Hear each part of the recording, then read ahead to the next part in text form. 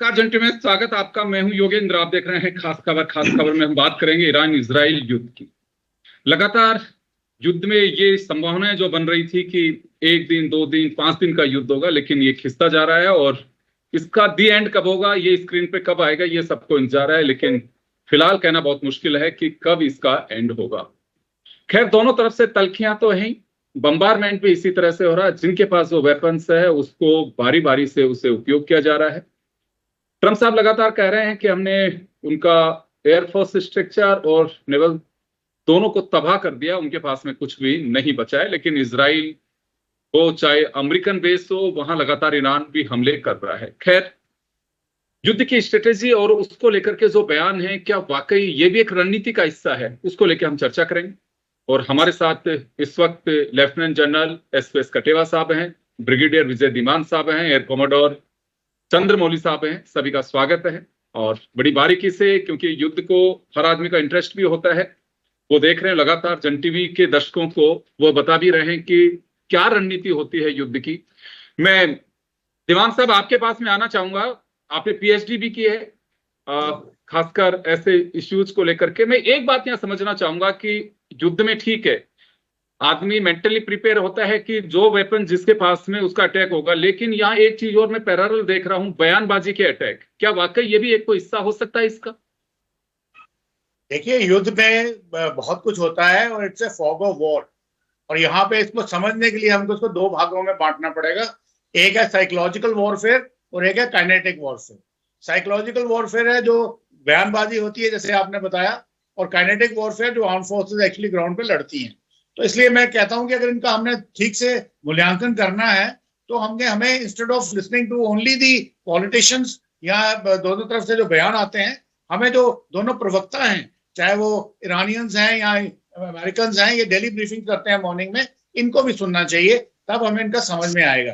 तो अभी की जो मैं बात करना चाहता हूँ आपके सामने, वो ये है कि ठीक है, हम मानते हैं कि जो प्रेसिडेंट ट्रंप है वो दादागिरी कर रहे हैं। वो चाहे वो वेनेजुएला की बात हो, चाहे ग्रीनलैंड की बात हो, चाहे कनाडा की बात हो, वही उन्होंने यहाँ ईरान में भी किया है। तो मेरा ये पॉइंट ये है कि अगर कल उन्होंने एक स्कूल के ऊपर हमला करके 1100 बच्चों को तबाह किया है, 130 लड़कियों की मौत हुई है, अगर वो गलती से भी हुआ है by chance during the war, at least there should be an apology. एक कम से कम एक बयान तो आना चाहिए। ऐसी एरोगेंस क्या है? अब प्रॉब्लम यहाँ पे है कि उन्होंने इतना ज्यादा मार मारी हुई है, उनका प्लानिंग इतनी जबरदस्त थी कि ईरान बिल्कुल बर्बाद हो गया है।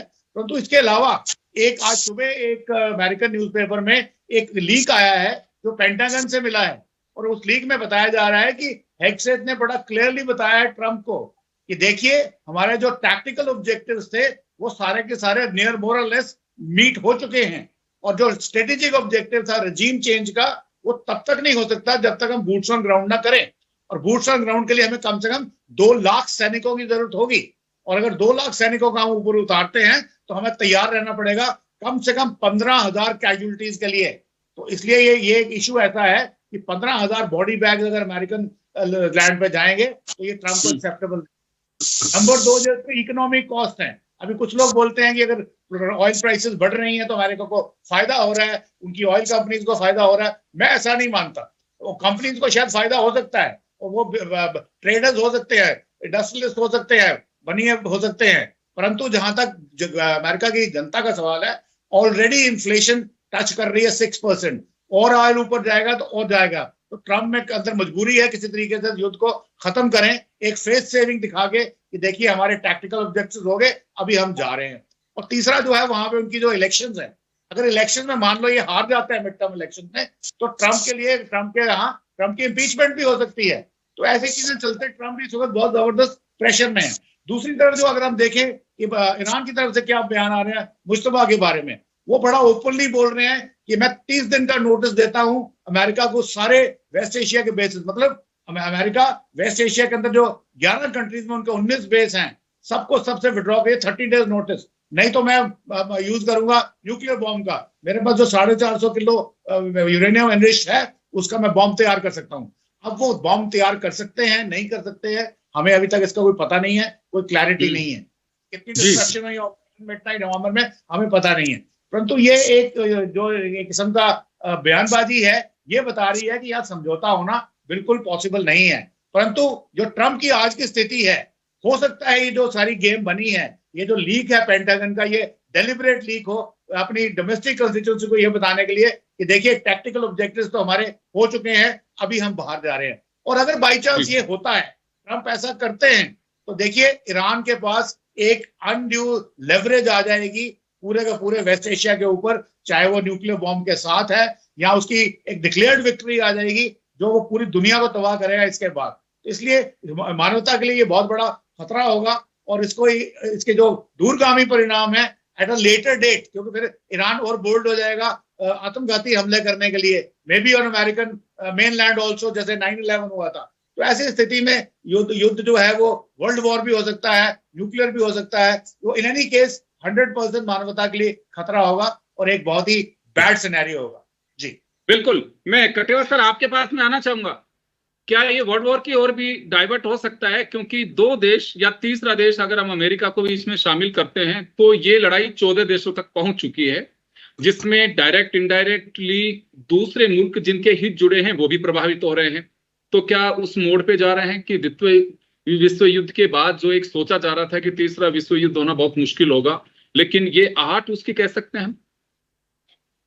देखिए योगेंद्र जी, जैसे भिगड़े साहब ने बताया ये उसकी तरफ जा सकता है, पर आज के हालात से ऐसा नहीं लगता है, क्योंकि जो दो दूसरे अमेरिका को छोड़कर जो बाकी दो सबसे मजबूत देश रशिया और चीन, ये सपोर्ट कर रहे हैं पर डोरमेंट है वो, मतलब उनका कोई फिजिकल इन्वॉल्वमेंट नहीं है, उनके फोर्सेस का वहां कोई कमिटमेंट नहीं है। इसी तरह से आपने देखा होगा नाटो के भी अंदर भी इस चीज के ऊपर फूट है, क्योंकि जिस तरह से ट्रंप ने हमला किया और बिना किसी ऐसी चीज के ये बोल करके कि ईरान हमारे पे हमले की तैयारी कर रहा था, ये बहाना लेकर के उन्होंने जो हमला किया, उससे सारे के सारे जो उनके अलाइज थे उसमें भी वो इतना सबको नहीं कन्विंस कर पाए। आप देख रहे हैं कि स्पेन ने बिल्कुल मना कर दिया, यूके ने भी पहले जब उन्होंने शुरू में मांगी थी वहां से एयर स्ट्राइक करने के लिए वो फैसिलिटीज, उन्होंने मना कर दिया कि हम सिर्फ डिफेंस के लिए देंगे, और बाकी 2-3 कंट्रीज और है यूरोप की जो बोल रहे हैं कि सिर्फ डिफेंस के लिए देंगे। तो आज ऐसी हालात नहीं है, परंतु क्योंकि ये दुनिया की एनर्जी पावर को कंट्रोल करता है ये रीजन, आप देख रहे हैं कि 13 दिन की लड़ाई में ही सारी की सारी दुनिया में एनर्जी क्राइसिस डेवलप हो रहा है। हमारे यहाँ भी हम देख रहे हैं कि मेन ग्रेड फ्यूल वगैरह तो है, अभी भी 30-40 दिन का स्ट्रेटेजिक रिजर्व हमारे पास है, हमें कोई चिंता की जरूरत नहीं है, परंतु कमी नजर आ रही है क्योंकि जो खास करके एलपीजी में, क्योंकि पूरी की पूरी एलपीजी वहीं से आ रही थी जी। तो अभी ये हालत नहीं है, परंतु जैसा कि उन्होंने बताया कि एक काइनेटिक एनर्जी और एक साइकोलॉजिकल एनर्जी, जो साइकोलॉजिकल वॉरफेयर है वो तो चरम सीमा पे है, और हर लड़ाई का साइकोलॉजिकल वॉरफेयर का इम्पैक्ट पड़ता है वर्ल्ड ओपिनियन बनने में। काइनेटिक जो फाइटिंग है उसके साथ साथ एक चीज और है जो मैं आपको बताना चाहूंगा कि नॉन स्टेट एक्टर्स का भी पार्टिसिपेशन इस लड़ाई में है।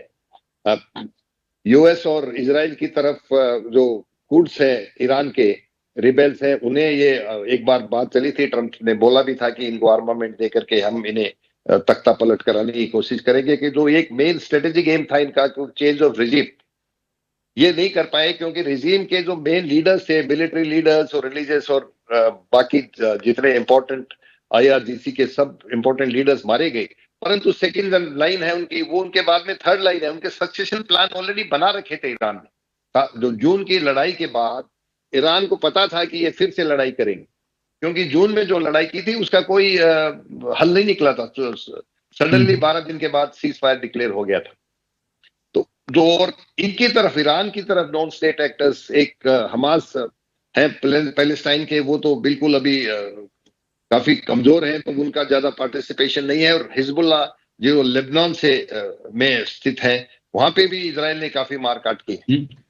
और एक होतीज हैं जो शिया पॉलिटिकल और मिलिट्री मूवमेंट है यमन में, उनका सिर्फ ये है कि जो अभी जो पर्शियन गल्फ से इन्होंने कोशिश की है, जो रोक दिया है, जो हॉर्मुज, जो हमारी स्ट्रेट ऑफ हॉर्मुज पे जहां इन इराक जितने मैरीटाइम मूवमेंट था उसको रोक दिया है, रेड सी के अंदर यमन से लगती हुई सीमा है, और वहां पे अगर होतीज ने भी जो मैरीटाइम मूवमेंट है उसको रोकने की कोशिश की तो फिर और भी लड़ाई काफी आगे, इकोनॉमिक प्रॉब्लम हो सकते हैं दुनिया में। तो आज मैं नहीं सोचता कि हो सकता है लड़ाई। और ट्रंप के ऊपर जैसा कि ब्रिगेडियर साहब ने बताया था कि इराक से उन्होंने लेसन ले रखे हैं। अगर आपने troops boots on ground commit किए तो आपको बहुत ज्यादा तादाद में यहां सैनिक लाने पड़ेंगे और आपको कैजुअलिटी हजारों में तैयार रहना पड़ेगा। अमेरिकन पॉपुलेशन, अमेरिकन सिटीजन्स ये नहीं चाहते कि हम किसी दूसरे देश पे जाके बिना वजह हमारे जवानों को शहादत दें, और इसलिए उसके लिए ट्रंप को बहुत मुश्किल होगा उसको लड़ाई को आगे बढ़ाना। पर अभी एक रिस्पेक्टेबल डिटैच हलवा उसके लिए पास अभी कोई सॉल्यूशन नहीं है, क्योंकि ईरान जिस तरह से ये हमला कर रहा है, और ईरान के हमले छुटपुट हमले हैं, पर उससे क्या होता है कि कैजुअलिटीज उतनी होती नहीं उनकी सारी। एक चीज मैं आपको बताना चाहूंगा कि जो जून की लड़ाई हुई थी उसमें जो इनकी मिसाइल्स थी, बैलिस्टिक मिसाइल, जो दूसरी उसके ऊपर उन्होंने बहुत इंप्रूवमेंट किया। अभी बहुत डेकॉयज बनाए हैं उन्होंने। मैं एक उसमें पढ़ रहा था कि काफी सारे उन्होंने ऐसे रबराइज टैंक्स और रबराइज इसके मॉडल्स हैं, real life size models of the aircraft, fighter aircraft.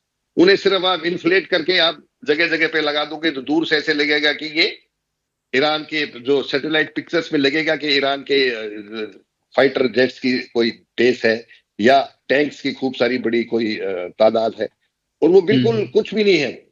तो उन टारगेट्स को, डकॉय टारगेट्स को डिस्ट्रॉय करने के लिए प्रिसीजन एम्यूनिशन जो इतना एक्सपेंसिव होता है वो इजराइल और यूएस को यूज करना पड़ा है, और उससे उनको काफी फाइनेंशियली काफी लॉस हुआ है मिलिट्री को। अनलिमिटेड रिसोर्सेज किसी के पास भी नहीं है। जैसा ब्रिगेडियर साहब ने बताया कि वहां अमेरिका की जो इंटरनल इकोनॉमी है वो कोई इतनी मजबूत नहीं है, और खास ये लड़ाई अगर वो लंबी चल गई तो वो उसका इम्पैक्ट उनकी उस पर पड़ेगा, तो इकोनॉमी पे पड़ेगा। हाँ जी। तो अभी थोड़े दिन में आप देखेंगे प्रेशर, ग्लोबल प्रेशर पड़ेगा और इसका कोई ना कोई समाधान जरूर निकलेगा। इतनी लंबी लड़ाई आगे तक जाना, ठीक बात है, क्योंकि मध्यस्थता कई सारे देश करते हैं कि उसकी वजह साफ है कि दूसरे देशों के हित भी कहीं ना कहीं प्रभावित इससे होते हैं। किसी का इन्वेस्टमेंट है, किसी का एम्प्लॉयमेंट हो रखा है वहां पे लोगों का, किसी के अगर यूं देखें तो फ्यूल प्राइस को लेकर के परेशानी आती है, तो कहीं ना कहीं एक प्रेशर होता है। लेकिन दूसरी ओर अगर हम यूक्रेन और रूस के युद्ध को देखें, कितना लंबा चला गया, किसी ने सोचा भी नहीं था कि कहाँ छोटा सा देश है इतने एक विशाल ताकत के सामने कैसे लड़ेगा। लेकिन अब 4 साल कंप्लीट भी हो गए, उसके बावजूद भी कहीं थमने का नाम नहीं ले रहा। चले, मैं चंद्रमौली साहब के पास में जाना चाहूंगा। सर, क्या मानना आपका कि 2-3 चीजें सामने निकल के आ रही है, जैसे अभी जनरल साहब ने कहा कि चकमा देना या डेकोय जो होता है वो भी बड़ा, क्योंकि आपका जो असला बारूद है वो तो तबाह हो ही रहा है, अगले का मोटिव भी यही होता है। किसी ने सोचा था कि, या यूं कहूं कि इजराइल अमेरिका ने ईरान को इतना अंडर एस्टिमेट किया था, या उनकी तैयारी पहले से थी कि इतना लंबा युद्ध चल सकता और ईरान लड़ सकता है? जी योगेंद्र जी, ऐसा है कि अलग अलग स्पेकुलेशन होते हैं। ट्रम्प साहब अपने स्पेकुलेट कर रहे हैं कि हमने अपना अचीव कर लिया है और ज्यादा नहीं चलेगा। पेंटागन कहता है कि लगता है 6-7-8 हफ्ते और चलेगा। इजराइल कहता है कि इजराइल को उसमें वो सेटिस्फेक्शन नहीं है। इजराइल कहता है कि मैं तो मारूंगा उसको जाकर के जब तक मैं अपने टारगेट्स अचीव नहीं कर लूं। ट्रम्प कह रहा है हमने टारगेट अचीव कर ली, जो होना था नेवी तोड़ दी, एयरफोर्स तोड़ दी उनकी, ये हो गया वो हो गया। लेकिन ईरान कह रहा है कि मैं तो आपको मारता रहूंगा, ये लंबा युद्ध चलेगा, हमारे अंदर कैपेबिलिटीज है। अब ये कैपेबिलिटीज को अंडर एस्टिमेट डेफिनेटली लोगों ने किया था। इन्होंने सोचा था कि 7-8 जहाज, 10 जहाज, 15 जहाज इनके तोड़ दिए तो नेवी खत्म। तो अभी भी वो माइंस लगा रहे हैं, चाहे वो आदमी जाके लगा रहा है चाहे छोटी बोट जाके लगा रही है, लेकिन स्ट्रेट ऑफ हॉर्मुज को उन्होंने फुल माइन कर रखा था। कभी 22 माइन होती है, कभी 100 माइन होती है, कोई हटाता है तो फिर लगा देते हैं।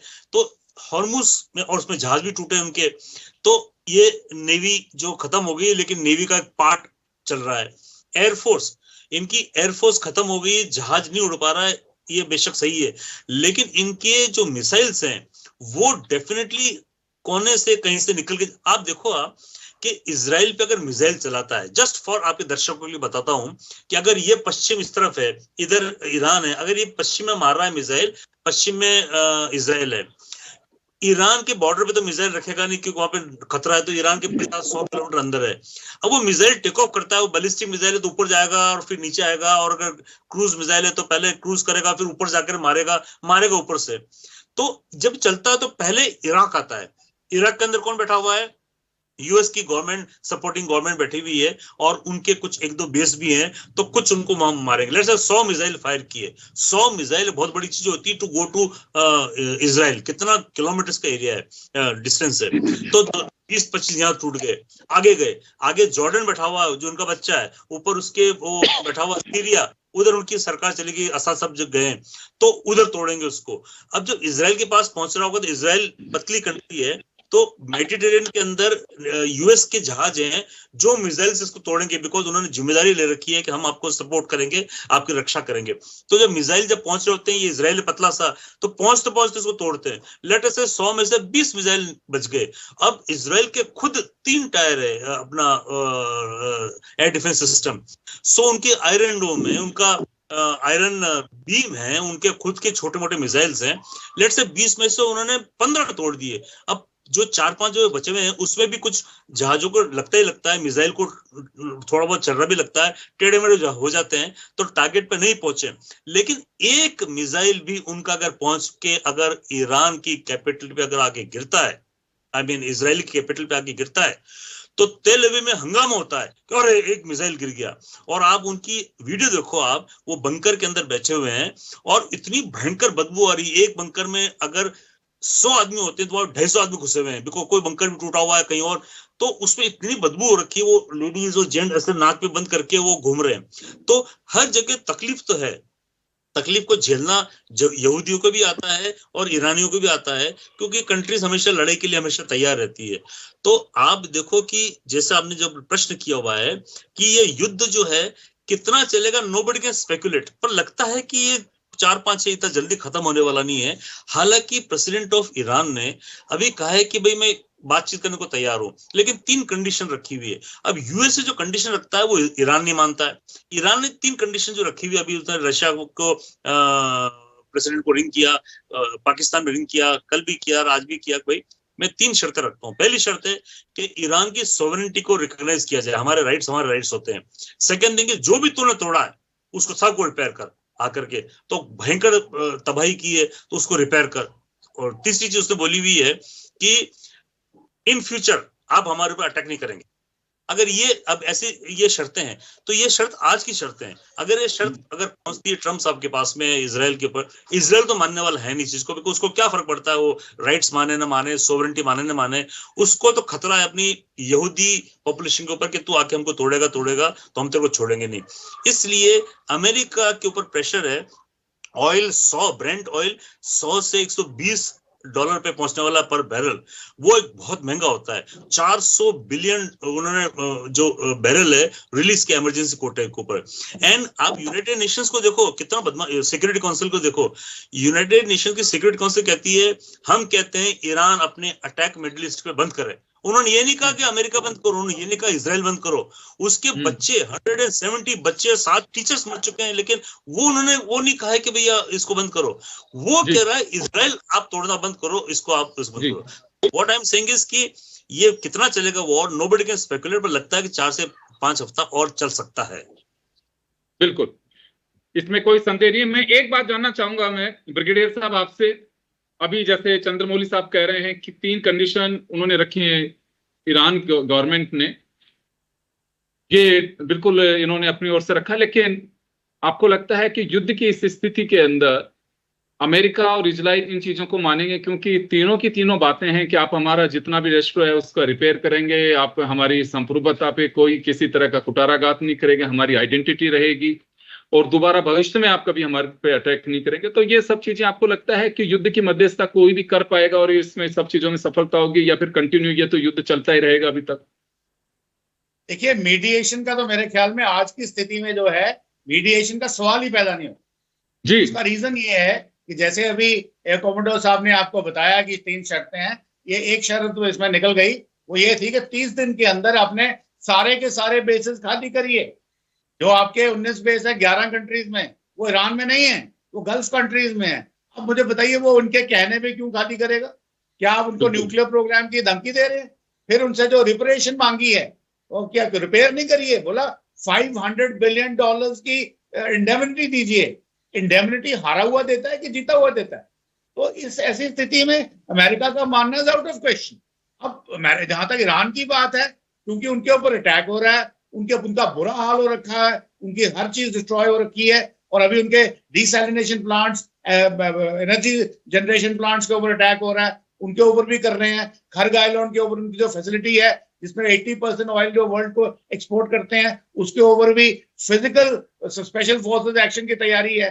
फिर मस्टांग आइलैंड पे जो IRGC का गढ़ है, जहां से वो ये माइंस लॉन्च कर रहे हैं, नेवी तो बर्बाद हो गई है टोटली, पर फिर भी वहां से कर रहे हैं, उसके ऊपर भी फिजिकल अटैक होने की चांस है। तो ऐसी स्थिति में ईरान कैसे मानेगा? ईरान ने अभी सिर्फ उनके पास यही है कि वो स्ट्रेटेजिक एंड्योरेंस दिखाएं। उन्होंने अपनी मिसाइल्स, अपने इक्विपमेंट की रैशनिंग कर ली है। तो ऐसी स्थिति के चलते समय दोनों साइडों ने ऐसी शर्तें रखी हैं जो मानने लायक है ही नहीं। तो अब क्या करेंगे? ऊपर से United security council, nation security council की बात हुई है, तो बोला गया कि आप गल्फ कंट्रीज पे अटैक करना बंद कीजिए। तो आपने क्यों नहीं बोला कि आप भी बंद करिए? या ये जो मैंने शुरू में आपसे बोला था कि जो 170 बच्चों की जान गई है, गर्ल स्टूडेंट्स की, कम से कम एक स्टेटमेंट तो आनी चाहिए।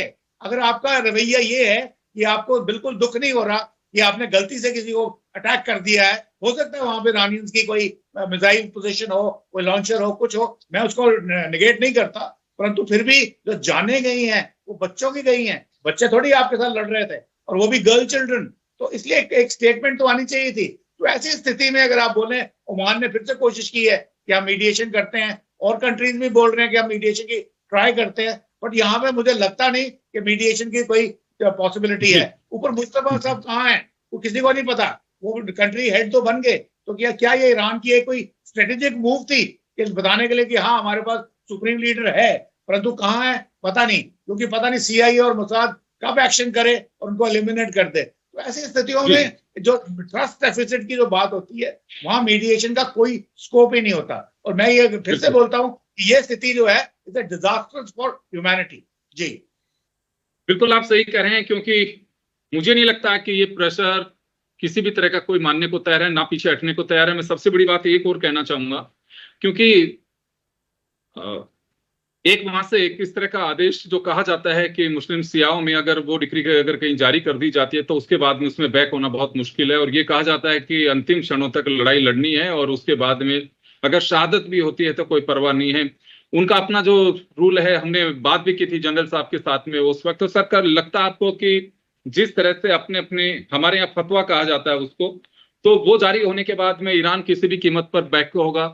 और जैसे आपने भी कहा कितना अंडर एस्टिमेट किया हुआ था, ये पता नहीं था कि ईरान इतनी लंबी लड़ाई लड़ सकता है किसी को भी। दूसरा, जिस बात को लेकर के संदेह जाहिर किया गया था कि अमेरिका के अस्तित्व को खतरा हो सकता है, ट्रंप को खतरा हो सकता है, इनके पास में न्यूक्लियर वेपन्स हैं, वो तमाम चीजें भी अभी भी कहीं स्टैंड करती हैं इस आर्ग्यू को स्थापित करने के लिए कि अभी भी लड़ाई इस वजह से लड़ी जा रही है कि उनके पास में न्यूक्लियर वेपन्स हैं। देखिए योगेंद्र जी, जहां तक अमेरिका का अटैक करने का सवाल है, वो कोई ना कोई बहाना ऐसा ढूंढता है जो कोई कन्विंस नहीं कर पाते आपको। सद्दाम हुसैन के खिलाफ उन्होंने 2-3-10 साल तक ये बोलते रहे इनके पास केमिकल वेपन्स है, ये ह्यूमैनिटी के लिए खतरा है, ये मानवता के लिए खतरा है, और वहां कुछ नहीं निकला। इनका जो भी सरकार यहाँ पे गल्फ कंट्रीज में जो एंटी अमेरिकन है, उसे ये ज्यादा दिन तक बर्दाश्त नहीं करते। आप ईरान को ले लीजिए, आप उन्होंने 1953 से ही इनका लड़ाई झगड़ा चल रहा है। इन्होंने शाह ऑफ ईरान को 1956 से लेके 78 तक उसको रखा। जब मूवमेंट होकर के शाह को भागना पड़ा, इनका सबसे बड़ा मुद्दा यही है कि वहां पे जो सरकार है वो बदली जाए और वो प्रो अमेरिकन गवर्नमेंट हो। बाकी ये सब बहाने हैं कि उनके पास एटम बॉम्ब है, उनके पास न्यूक्लियर बॉम्ब है, उनके पास ये फैसिलिटी है, ये करने की कोशिश कर रहे हैं। ये सब चीजें बहाना है सिर्फ हमला करने का। एक जो ब्रिगेडियर साहब ने बात बोली, हर एक हेड ऑफ स्टेट का इतनी बड़ी क्रूरता से कि 170 लड़कियां मारी गई स्कूल की, और कम से कम रिग्रेट तो आना चाहिए था ऑफिशियली। वहां से क्या स्टेटमेंट आया है? ट्रंप क्या बोलते हैं कि वो स्कूल के बच्चे ईरान के अपनी मिसाइल से मारे गए।